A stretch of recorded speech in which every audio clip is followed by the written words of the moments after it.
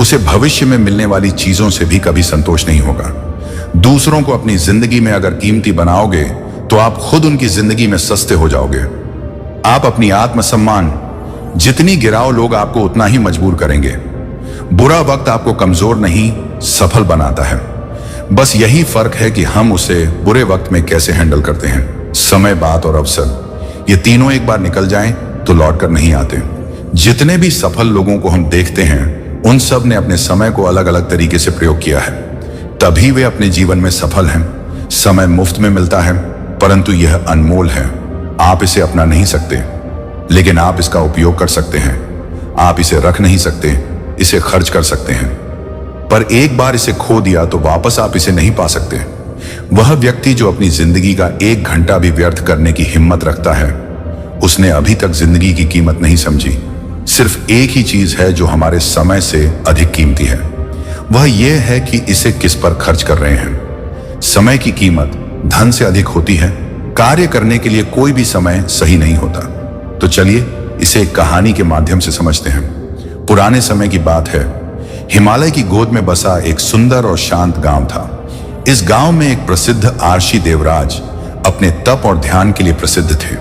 आर्षि देवराज का आशीर्वाद लेने के लिए दूर दूर से लोग आते थे।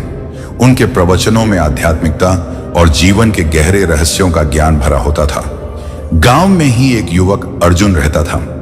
अर्जुन मेहनती और निष्ठावान था, लेकिन उसकी सबसे बड़ी समस्या थी कि वह अपने कार्यों को आराम से करता था। अर्जुन को लगता था कि हर काम के लिए बहुत समय है, इसीलिए उसे किसी भी काम की जल्दी नहीं थी।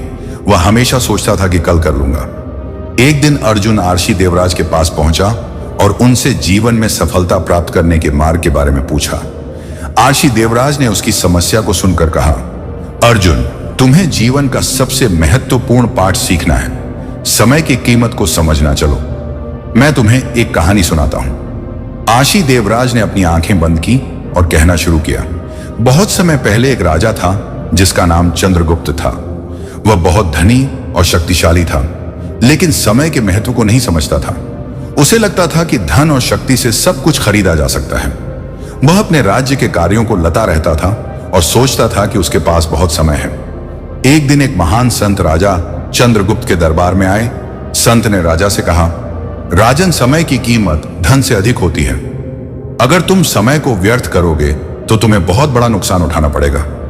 राजा चंद्रगुप्त ने संत की बातों को गंभीरता से नहीं लिया और अपने काम को टाल रहा।